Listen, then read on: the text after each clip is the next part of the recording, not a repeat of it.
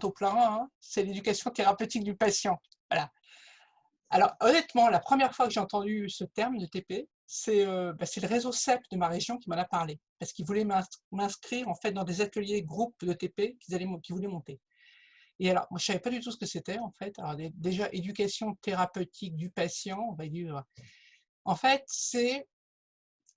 derrière ce mot barbare, on va dire que c'est un acronyme en fait, ça repose sur l'idée que le patient peut être acteur de sa vie avec la maladie et est capacitaire, capable d'apprendre des choses, capable de développer des compétences, de les acquérir, et ça, c'est fondamental, quoi. C'est vraiment ne plus considérer le patient comme la pauvre victime qui subit sa maladie, qui va bien faire ce que son médecin lui dit. Il faut avaler les médicaments, puis basta. Non.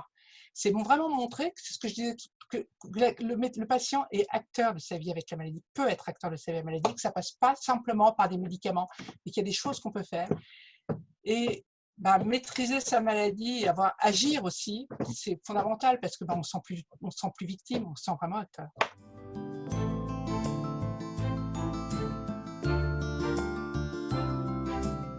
Moi, le TP, j'en avais eu en individuel lorsque j'ai dû apprendre, par exemple, à m'injecter un traitement. Le premier traitement que j'ai eu était en fait par voie injectable. Et il y a une infirmière qui vient à la maison et puis qui m'explique pourquoi j'ai ce traitement, enfin, comment je vais faire pour pouvoir m'injecter le traitement. On apprend des gestes techniques.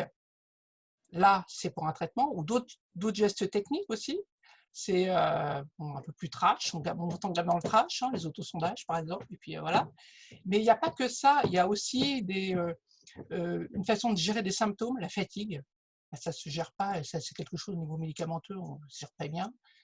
Au niveau de l'action, il y a des choses à faire en fait, dans la façon dont on vit. C'est adapter sa vie à la maladie en fait, aux symptômes qui quelque part nous pourrit un peu la vie, peut nous pourrir la vie, mais justement, c'est faire en sorte, c'est acquérir des compétences et un savoir et des outils pour pouvoir ne plus faire en sorte que cette maladie ne nous pourrisse plus la vie en fait.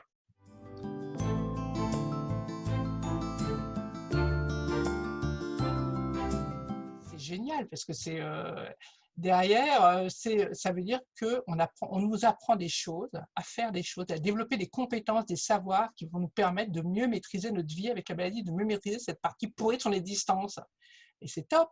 Alors, personnellement, moi, ça m'a apporté déjà une rencontre avec d'autres gens qui vivaient la même chose que moi. Et enfin, ce que je disais, ça avait du sens.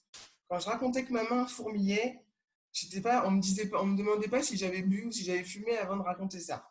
Ça y est, les gens comprenaient ce que je racontais, j'étais plus toute seule. Donc déjà, ça a été énorme.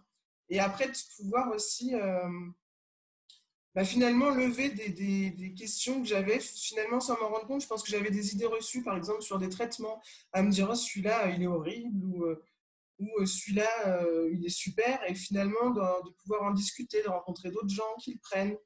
Puis, les effets secondaires, c'est pas ce que j'imaginais. Voilà, ça a un peu levé aussi plein d'idées reçues que je pouvais avoir.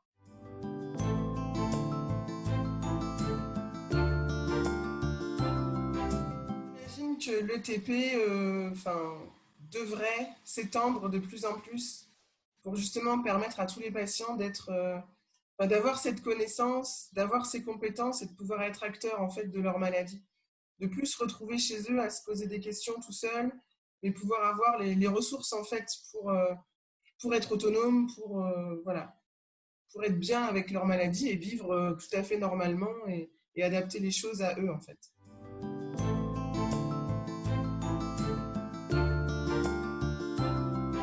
Mon conseil, moi, ce serait de ne pas hésiter à y aller quand on nous propose. Parce qu'effectivement, au début, on peut se dire, oulala, rencontrer d'autres patients, mais s'ils sont pires que moi, s'ils n'ont pas les mêmes problèmes, etc. Et en fait, on se rend compte qu'on est tous un peu pareils. Même avec des patients qui n'ont pas la même pathologie que nous, finalement, on a tous un peu vécu la même chose. Voilà, il y a des grandes lignes comme quand on nous annonce un diagnostic ou des choses comme ça. Et ben, c'est violent dans notre vie. Et finalement, ça fait du bien de rencontrer des gens qui partagent la même chose.